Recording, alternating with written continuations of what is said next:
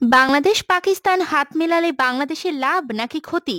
ইদানিং বাংলাদেশ পাকিস্তান সম্পর্ক বাংলাদেশের একটা হট টপিকে পরিণত হয়েছে। কারণ শোনা যাচ্ছে ২৬শে মার্চের আগেই আনুষ্ঠানিক ক্ষমা চাইতে পারে পাকিস্তান। বাংলাদেশ ও পাকিস্তানের সম্পর্কের ঘোলা জল ধীরে হলেও পরিষ্কার হতে শুরু করেছে। ইসলামাবাদ প্রায় ১ বছর ধরে নানাভাবে চেষ্টা করছে যেন বাংলাদেশের সঙ্গে তাদের সম্পর্ক স্বাভাবিক হয়। তাই অনেকেই বাংলাদেশ পাকিস্তান সম্পর্কে বাংলাদেশের লাভ বিচার করছেন, আবার অনেকেই লজ খুঁজছেন, আবার অনেকে চেতনায় আঘাত পাচ্ছে, আবার অনেকে ধর্মীয়ভাবে সাধুবাদ জানাচ্ছে। তাই আজকের ভিডিওতে বাংলাদেশ পাকিস্তান সম্পর্কের উন্নতিতে বাংলাদেশের লাভ ক্ষতির হিসাব আলোচনা করব। শুরুতেই লাভসমূহ। ১. সামরিক শক্তির প্রেক্ষাপট। পাকিস্তান থেকে অর্থনৈতিক কোনো সাহায্য পাওয়ার সম্ভাবনা খুব কম, তবে সামরিক খাতে পাকিস্তান অনেক শক্তিশালী একটা দেশ, এই ব্যাপারে কোনো সন্দেহ নেই। এই বছর গ্লোবাল ফায়ার পাওয়ারের তালিকায় তারা সবচেয়ে শক্তিশালী মুসলিম দেশ হিসেবে নাম লিখিয়েছে। আর এর বাইরেও পারমাণবিক শক্তি নিয়েও তারা সামরিক অঙ্গনে মুসলিম বিশ্বের সবার উপরে। সুতরাং পাকিস্তানের ঘনিষ্ঠতা বাংলাদেশের সামরিক অঙ্গনের জন্য লাভজনক। ২. ভূ রাজনৈতিক প্রেক্ষাপট। বাংলাদেশের দুই প্রতিবেশীর একটিও বাংলাদেশের জন্য ইতিবাচক নয়, তবে বাংলাদেশের সবচেয়ে কাছের মুসলিম দেশ হিসেবে পাকিস্তান এক্ষেত্রে ইতিবাচক হতে পারে। রোহিঙ্গা ইস্যুতে তারা বরাবরই বাংলাদেশকে সমর্থন জানিয়ে আসছে। সুতরাং মুসলিম বিশ্বে নিজেদের ইমেজ রক্ষার জন্য হলেও তারা বাংলাদেশকে বিপদে সহায়তা করতে পারে। ৩. আন্তর্জাতিক সম্পর্ক। পাকিস্তানের সাথে সম্পর্ক উন্নয়ন ভারতের সাথে সম্পর্ক খারাপ করলেও চীন আর তুরস্কের সাথে ঘনিষ্ঠতা বাড়াবে।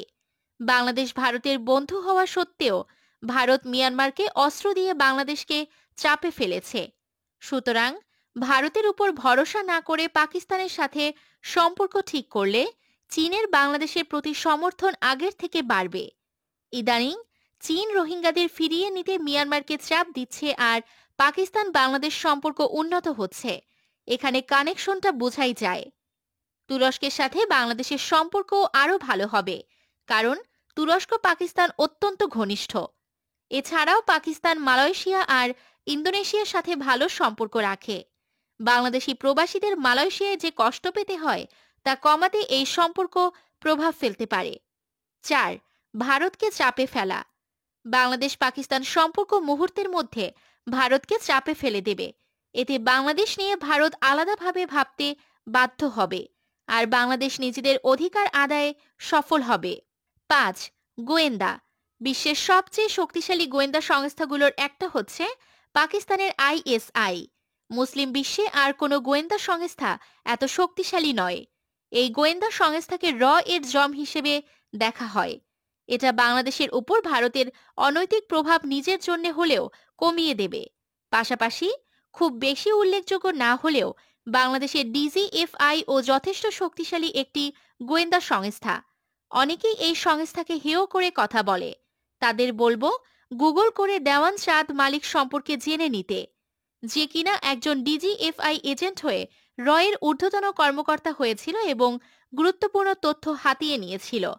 ভারতীয় গোয়েন্দা সংস্থা ডিজিএফআই এবং আইএসআই এর একসাথে কাজ করা নিয়ে সন্দেহ প্রকাশ করে ২০০২ সালে ভারতে হামলার জন্য তারা এই দুই সংস্থাকে একসাথে দায়ী করেছিল। ক্ষতিসমূহ। ১. অভ্যন্তরীণ বিশৃঙ্খলা। ১৯৭১ সালে যেটা হয়েছে সেটা সম্পূর্ণভাবে ক্ষমার অযোগ্য। সুতরাং পাকিস্তান বাংলাদেশের সম্পর্ক স্বাভাবিক হওয়াটা অভ্যন্তরে কিছুটা হলেও বিশৃঙ্খলা সৃষ্টি করবে, কিন্তু সেটা প্রেক্ষাপট অনুযায়ী।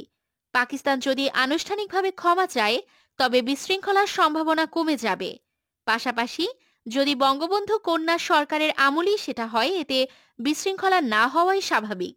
তবে এরপরও যারা বিশৃঙ্খলা করবে তারা ভারতীয় রাজাকার ছাড়া আর কেউ নয়। তবে সরকার যে এদের পাত্তা দেবে না সেটা গত পরশু মুক্তিযুদ্ধ মঞ্চের পাকিস্তান দূতাবাস ঘেরাও কর্মসূচি পুলিশ বন্ধ করে দেয়াটাই প্রমাণ করে, কারণ এর আগে এমন কর্মসূচিতে প্রশাসন খুব একটা শক্ত বাধা দিত না। ২. আন্তর্জাতিক প্রভাব। পাকিস্তান বাংলাদেশ সম্পর্কের উন্নয়ন সরাসরি ভারত বাংলাদেশ সম্পর্কে প্রভাব ফেলবে। ভারত এতে বাংলাদেশকে সকল প্রকারের চাপ প্রয়োগ করবে। এক্ষেত্রে তাদের সফল হওয়ার চান্স 50% থেকেই যায়। কারণ আমি বরাবরই বলি, যতদিন না বাংলাদেশ 100% স্বয়ংসম্পূর্ণ হচ্ছে, ততদিন তিন দিক ঘিরে থাকা শক্তিশালী প্রতিবেশীর বিরুদ্ধে যাওয়া সম্ভব না, চীন সমর্থন দিলেও না। কারণ আমাদের বিমানের এখনো ভারতের আকাশসীমা এড়িয়ে যাওয়ার সক্ষমতা হয়নি।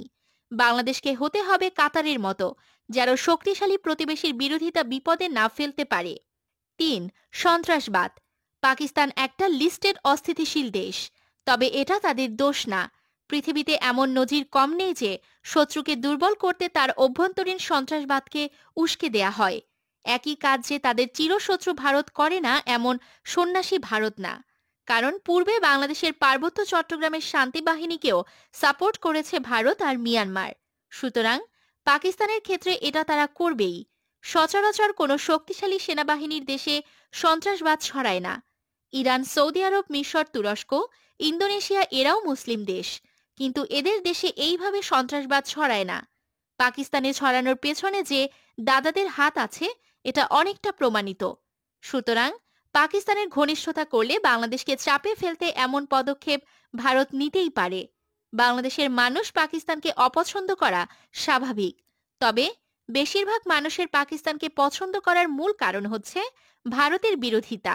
তবে বাংলাদেশের সঙ্গে সম্পর্ক গভীর করার বিষয়ে নিঃশর্ত ক্ষমা চাওয়া প্রশ্নে বাংলাদেশের কঠোর মনোভাবের বিপরীতে পাকিস্তান সবকিছু সহজ করার ঘোষণা দিয়েছে। এরই মাধ্যমে কূটনৈতিক পরিমণ্ডলে আনুষ্ঠানিক ক্ষমা চাওয়ার কথা ছড়িয়েছে। বিগত 2 মাসে 3 দফা সংলাপে দ্বিপক্ষীয় সম্পর্কের বরফ কিছুটা গলেছে।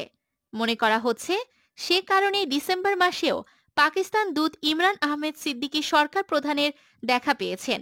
এ সময় মন্ত্রী, এমপি, আমলা ও ব্যবসায়ীদের দেখা না পাওয়ার বিষয়ে পাকিস্তানের হাই কমিশনার ইমরান আহমেদ সিদ্দিকী সরকার প্রধানের দৃষ্টি আকর্ষণ করেন।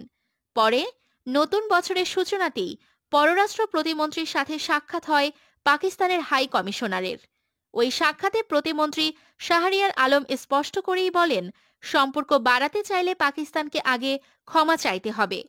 শাহরিয়ার আলম জানিয়ে দেন, একই সঙ্গে অমীমাংসিত সব ইস্যুর নিষ্পত্তি করতে হবে। জবাবে ইমরান আহমেদ সিদ্দিকী ৭৪ সালে সম্পাদিত বহুল আলোচিত ত্রিদেশীয় চুক্তির একটি কপি হস্তান্তর করে জানান, তারা এরই মধ্যে বাণিজ্য বাধা নিরসন এবং বাংলাদেশিদের জন্য পাকিস্তানকে উন্মুক্ত করার সিদ্ধান্ত নিয়েছেন। এজন্য সব ধরনের ভিসা জটিলতা দূর করেছেন। নিঃশর্ত ক্ষমা চাওয়া প্রশ্নে বাংলাদেশের কঠোর মনোভাবের বিপরীতে পাকিস্তানের সবকিছু সহজ করার ঘোষণাকে বেশ তাৎপর্যপূর্ণ বলে মনে করছেন কূটনৈতিক বিশ্লেষকরা। একটি জাতীয় দৈনিকের বরাতে জানা যায়, কূটনৈতিক অঙ্গনে চাউর হয়েছে স্বাধীনতার সুবর্ণ জয়ন্তীর উজ্জ্বল মুহূর্তে বাংলাদেশকে নিয়ে পাকিস্তানের পরিবর্তিত নেতৃত্ব এবং দেশটির নতুন প্রজন্মের যে উপলব্ধি, তার আনুষ্ঠানিক প্রকাশ নাকি আগামী ২৬শে মার্চের আগেই ঘটতে যাচ্ছে।